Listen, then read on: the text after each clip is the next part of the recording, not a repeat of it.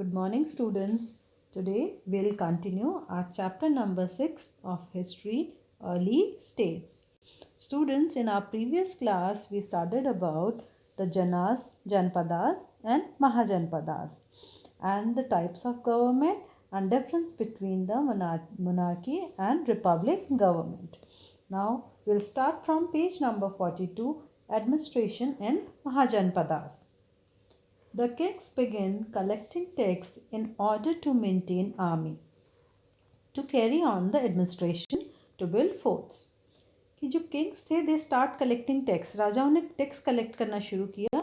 क्यों tax collect किया उन्होंने? टू मेंटेन द आर्मी, अपनी आर्मी को मेंटेन करने के लिए और अपने एडमिनिस्ट्रेशन को, शासन को चलाने के लिए, या फिर अपने महलों को, किलों को बनवाने के लिए. It was necessary to carry out public welfare works like making roads, wells and canals and rest houses. Taxes were collected both in cash and in kind. कि राजा जो टैक्स कलेक्ट करते थे उसका यूज़ वो पब्लिक वेलफेयर, जनता की भलाई के कामों में भी किया करते थे, जैसे कि सड़कें बनवाना, कुएं खुदवाना, नहर बनवाना या फिर रेस्ट हाउस बनवाना. इसके अलावा जो टैक्स कलेक्ट किए जाते थे या तो वो कैश के रूप में कलेक्ट करते थे या फिर कोई सामान भी उन्हें टैक्स के रूप में दे सकते थे. From the farmers, the tax collected was 1/6 of the produce. Tax collection became possible because of the increased agriculture production. The use of iron plowshare enabled the farmers to dig up the clay soil so that more type of grains could be produced on large scale. Farmers जो थे, जो tax collect करते थे, government जो tax collect करती थी उनसे, वो 1/6 ऑफ द प्रोड्यूस, जितना भी फार्मर प्रोड्यूस कर रहा है, उगा रहा है, उसका 1/6 पोर्शन उन्हें टैक्स के रूप में राजा को देना होता था. टैक्स कलेक्शन पॉसिबल हुआ. क्यों हुआ tax collection possible? Because an increase in agriculture production, क्योंकि किसानों का एग्रीकल्चर प्रोडक्शन बढ़ गया, उन्होंने ज़्यादा अनाज उगाना शुरू कर दिया. फार्मर्स ने अपने लिए प्लक्शर, उन्होंने आयरन के, लोहे के बने हुए प्लक्शर यूज़ करना शुरू किया और उन्होंने, जिससे कि वो आसानी से क्ले सॉइल को भी डिग कर पाते थे, खोद पाते थे, और अलग अलग टाइप्स के ग्रेन्स को उगाना, अनाज को उगाना उन्होंने शुरू कर दिया. The craftsman give taxes in kind, that is they have to render services and the states free of cost. Similarly, the herders and the hunter-gatherers also paid the king the kind. The taxes were probably deposited with an officer called संघित्री. कि जो craft person थे, they also use to पे tax, वो भी tax पे किया करते थे, लेकिन वो कैश नहीं देते थे, वो काइंड के रूप में राजा को जो भी वो बनाते थे उसको टैक्स के रूप में पे करते थे. सिमिलरली जो हर्डर्स थे, हंटर गैदरर्स थे, दे ऑल्सो यूज टू पे द टैक्स, वो भी राजा को टैक्स दिया करते थे. टैक्स डिपॉजिट करने के लिए उन्होंने एक ऑफिसर अपॉइंट किया था राजा ने, जो भी राजन थे, उसको नाम दिया गया है संघित्री. This period also saw a growth in trade and commerce resulting in growth of town. The rulers of the mahajanapadas maintain a big army to protect their large territory. जो ये समय था, अर्ली पीरियड था, इसमें बहुत ज़्यादा ट्रेड और commerce में, यानी व्यापार में बहुत ज़्यादा डेवलपमेंट हुआ. नए नए टाउन्स डेवलप हुए. जो रूलर्स थे महाजनपदास के, उन्होंने अपने लिए लार्ज आर्मी मेंटेन की, और ताकि वो अपनी जो टेरिटरी मीन्स एरिया, अपना जो लार्ज एरिया है उसको प्रोटेक्ट कर सके. Next paragraph is about society. Towards the end of वैदिक period the society was divided into 4 varnas: Brahmin, Kshatriya, Vaishya and Shudra. कि एंड ऑफ वैदिक पीरियड का एंड हो रहा था, तब सोसाइटी 4 पार्ट्स में डिवाइड थी, 4 वर्णास में डिवाइड किया गया था: ब्राह्मण, क्षत्रिय, वैश्य and Shudras. This system of social division prevailed in the Janpadas and Mahajanpadas in a more vigorous form. The Brahmins were the top of the Varna system. They studied the Vedas and performed rites, rituals and sacrifices for the others. Mahajanapadas और जनपदास में भी जो division था, बंटवारा था, वो 4 वर्णास को लेकर था: ब्राह्मण, क्षत्रिय, वैश्य एंड शूद्रास. सबसे टॉप में जो इसे माना जाता था, सबसे ऊंचा स्थान जिसे दिया गया वो थे ब्राह्मण्स। ब्राह्मण को सबसे ऊंचा स्थान दिया गया। ब्राह्मण का वर्क क्या था? दे स्टडीड, उनका काम था पढ़ाई करना। वो वेदास की पढ़ाई किया करते थे और इसके साथ साथ जो रिचुअल्स थे, पूजा पाठ करने का काम, हवन करवाने का काम, ये सारे काम थे ब्राह्मण्स के। The Kshatriyas came next, they protected people and fought war. Second category ब्राह्मण से नीचे का स्थान था क्षत्रिय का। क्षत्रिय को क्या बोला गया? क्षत्रिय का काम क्या था? टू प्रोटेक्ट द पीपल, लोगों की रक्षा करना और युद्ध लड़ना, ये काम था क्षत्रिय का। The Vaishyas were the third in the varna system and they were generally farmers, herders and the traders. तीसरा जो ग्रुप था लोगों का वो थे, कौन थे? वैश्यास। वैश्यास जो थे थर्ड नंबर पे थे और उनमें कौन शामिल थे? जो फार्मर्स थे, किसान हैं, हर्डर्स थे, व्यापारी लोग थे, ये सब वैश्यास की कैटेगरी में आते थे। लास्ट इन द वर्णा, चौथा जो सबसे नीचा, सबसे छोटा वर्ण माना गया वो था शूद्रास का। They were supposed to be serve the other three varnas. और शूद्रास का क्या काम रखा गया? शूद्रास का काम था जो तीन वर्ण हमने ऊपर पढ़े, ब्राह्मण, क्षत्रिय, वैश्य, इन तीनों को सर्व करना, इन तीनों की सेवा करने का काम था किसका? शूद्रास का। They were not allowed to इधर स्टडी और टू परफॉर्म सेक्रीफाइसेस। जो शूद्रास थे उनको स्टडी करने का अधिकार नहीं था, परमिशन नहीं थी उन्हें स्टडी करने की, और उन्हें किसी भी सेक्रीफाइस, पूजा पाठ, हवन में भाग लेने की परमिशन भी नहीं थी। This period saw the development of complex caste system which came to be based on birth. इस समय में एक और चीज़ डेवलप हुई, वो था कास्ट सिस्टम, जिसे हम जाति प्रथा कहते हैं, जाति सिस्टम, जो बेस्ड ऑन बर्थ, जो कि जन्म के आधार पर माना गया। However, time and again people reacted strongly against the rigidity of the society. It also led to the rise of new religions like Buddhism and Jainism. कि जैसे जैसे टाइम बीतता गया, लोगों को ये जो कास्ट सिस्टम था उन्होंने स्ट्रांगली उसका अपोज किया, उसका विरोध किया समाज में कि जाति प्रथा हमें नहीं चाहिए।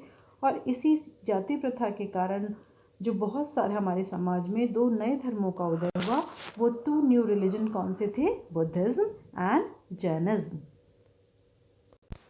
Now students, a case study box is given on page number 43. In this two type of states mentioned, दो स्टेट के बारे में हमें बताया गया है। फर्स्ट वन इज मगधा और सेकेंड वन इज वंची। कि मगधा में जो सिस्टम था वो मोनार्क सिस्टम था, मोनार्की टाइप ऑफ सिस्टम था, और वंची में रिपब्लिक टाइप। तो हम इन दोनों के बारे में पढ़ेंगे। First will study about Magadha. कि 16 mahajanapadas, I will tell you the short summary of these two. और आउट ऑफ 16 महाजनपदास, 16 हमने चैप्टर में पढ़ा, 16 महाजनपदास थे जिनमें मगधा एक इम्पॉर्टेंट वन था, स्ट्रॉन्गेस्ट वन, सबसे ताकतवर था। और मगधा जो था सबसे इम्पॉर्टेंट क्यों बना, उसके सम रीजंस आर देयर, कुछ कारण दिए हुए हैं। First one is strategic location. Magadha was strategically located. The capital of Magadha, Rajgriha, was surrounded by the 5 hills which made it difficult to conquer. Magadha की जो लोकेशन थी, स्थिति थी जहाँ पर मगध था, और जो मगध की राजधानी थी राजगृह, वो 5 हिलों से सराउंडेड थी, उसके चारों तरफ 5 हिल्स थी। तो किसी के लिए भी इतना डिफ़िकल्ट होता था कि वो उसको कॉन्कर करे, उस पर आक्रमण करे या उसे अधिकार करे। इसलिए मगधा जो था हमेशा ज़्यादातर सुरक्षित महसूस करते थे और मगधा एक पावरफुल रीजन बन गया। Second one is the fertile land. Magadh जो था ड्रेन्ड बाय सेवरल रिवर्स, कि मगध में बहुत सारी, जो मगध का एरिया था वहाँ से बहुत सारी रिवर फ्लो करती थी, बहती थी, and was not only fertile and fit for agriculture but also provide continuous water supply and cheap water transport. कि मगध के जो एरिया था वहाँ से बहुत सारी रिवर्स फ्लो करती थी। Land was not so only fertile, वहाँ की ज़मीन उपजाऊ थी, उसके साथ साथ वहाँ रिवर्स भी थी। एग्रीकल्चर, इसलिए वो एरिया बहुत ज़्यादा एग्रीकल्चर के लिए डेवलप हुआ। पानी की इजीली सप्लाई थी और वाटर ट्रांसपोर्ट भी आसानी से लोगों को मिल जाता था। Third one is mineral deposits. नाम से पता चल रहा है कि वहाँ पे बहुत सारे मिनरल्स, कॉपर, आयरन जो थे वो बहुत ज़्यादा मगध में पाए जाते थे। इस वजह से जो एरिया है वो बहुत ज़्यादा डेवलप हुआ। कि छोटा नागपुर प्लेटी जो एरिया है वो मगध में ही आता है। Reason to make better weapon and instrument, कि वहाँ से जो कॉपर और आयरन निकलता था, लोहा तांबा, उनसे वो आसानी से अपने वेपन्स बना सकते थे, अपने हथियार बना सकते थे, इसलिए मगध ज़्यादा शक्तिशाली बन गया। Iron played an important role during the period, कि उस समय जो आयरन, जो लोहा निकलता था वहाँ से, उसने एक इम्पॉर्टेंट रोल प्ले किया, क्योंकि मोस्टली जो उस समय वेपन थे वो आयरन से ही बनाए जाते थे, और इसका एडवांटेज मगध को हुआ। Next one is military might. Magadha has a large standing army. It was equipped with different type of weapons and armors. कि मगध के पास बहुत अपनी खुद की एक बहुत बड़ी सेना थी, और उस सेना में जो सैनिक थे उनके पास अलग अलग डिफरेंट टाइप ऑफ वेपन, अलग अलग तरह के हथियार थे। The Magadha army consist of foot soldiers and use the chariot and elephant and battlefield, कि मगधा जो आर्मी थी वो अलग अलग तरह की सैनिक थे। उसमें कुछ थे जो फुट सोल्जर्स थे, यानी पैदल चलने वाली सेना भी उनके पास थी, चैरियट यानी रथ वाली सेना भी उनके पास थी, एलिफेंट यानी जो हाथी पे सवार सैनी वाली सेना भी थी उनके पास। तो उनके पास अलग अलग टाइप के सैनिक अवेलेबल थे। Next one is about the ruler of Magadha. The first important ruler of Magadha वो बिम्बिसारा, कि मगधा का एक इम्पॉर्टेंट रूलर है जिनका नाम क्या है, Bimbisara, who ruled in the second half of 6th century, जिन्होंने second half of 6th century BC में रूल किया। Rajgriha was the capital during that period and he adopted the three policies to make Magadha prominent power, कि जो बिम्बिसारा थे उन्होंने तीन तरह की नीतियाँ बनाई, पॉलिसीज़ बनाई, मगधा को एक प्रोमिनेंट यानी इम्पॉर्टेंट पावर बनाने में, एक पावरफुल स्टेट बनाने के लिए उन्होंने 3 तरह की पॉलिसीज़ बनाई। 3 पॉलिसीज़ आर मेंशन हियर। पहली पॉलिसी थी dynasty relations based on the marriage, where he married the sister of Koshala king Prasenjit. पहली जो नीति थी उनकी, कि जो अपने पावरफुल लोग हैं, अपने आसपास के जो लोग हैं, उनके साथ मैरिज रिलेशन बनाना, उनके साथ विवाह संबंध स्थापित करना और उन्हें अपना रिलेशन में बनाना, ताकि वो उनके साथ आक्रमण न कर सके। और जो इन्होंने कौशला के राजा थे उनकी सिस्टर से मैरिज की, और उन्होंने दहेज के रूप में उन्हें एक पूरा विलेज, काशी नाम का पूरा विलेज उन्हें दे दिया। Second one is the friendship with contemporary powerful ruler like the Avanti. जो पावरफुल किंग हैं, बहुत ज़्यादा शक्तिशाली राजा हैं, उनके साथ दोस्ती करना, उनके साथ मैत्रीपूर्ण फ्रेंडशिप करना, उनके साथ दोस्ती करना, जैसे कि रूलर ऑफ अवंती जो उस समय बहुत पावरफुल थे, उनके साथ मगध ने फ्रेंडशिप कर ली। तीसरी जो पॉलिसी थी इनकी, use of military power against the less powerful neighbour state. जो मगध को लगता था कि उनसे लेस पावरफुल हैं, जो उनसे कम शक्तिशाली नेबर्स हैं, उनके पड़ोसी राज्य हैं, उनके पर मिलिट्री पावर, अपनी मिलिट्री की पावर दिखाना और उन्हें अपने अधिकार में कर लेना। तो दीज वर द 3 पॉलिसीज़, ये 3 पॉलिसी बिम्बिसारा ने अडॉप्ट की। एक तो मैरिज रिलेशन इस्टेब्लिश करना, दूसरा अपने से ज़्यादा जो पावरफुल हैं उनके साथ फ्रेंडशिप का रिलेशन बनाना, और जो अपने से लेस पावरफुल हैं, कम शक्तिशाली हैं, उन पर मिलिट्री अभियान करना, उनसे युद्ध करके उन्हें अपने अधिकार में ले लेना। बिम्बिसारा के बाद उनका जो सन था अजातशत्रु, वो राजा बना, और उन्होंने अपने जो पॉलिसी थी उसकी बहुत एग्रेसिव वॉर, उन्होंने बहुत ज़्यादा युद्ध किए, लड़ाइयाँ लड़ी। Most important was long wars against the Koshala and Vajji subjugate them, कि सबसे ज़्यादा अजातशत्रु ने कौशला और वंजी को अपने अधिकार में करने के लिए बहुत सारे युद्ध लड़े। The other important dynasty to rule Magadha was the Nanda dynasty established by Mahapadmananda. उसके बाद बिम्बिसारा अजातशत्रु के बाद मगधा पर नंदा डायनेस्टी का रूल हुआ, जिसमें इम्पॉर्टेंट रूलर हैं महापद्मनाभ Nanda. He extended the rule till the northeast frontier of India. The later Nanda turned out to be weak and unpopular. Their rule in Magadha was supplanted by the Mauryan rulers, under whom the Magadha empire reached to the apex of glory. कि Nanda dynasty के बाद जो पद्मनाभन नंदा के बाद आने वाले जो rulers थे वो ज़्यादा पावरफुल नहीं थे, इसलिए नंदा डायनेस्टी जल्दी ही अनपॉपुलर हो गई, कमज़ोर हो गई।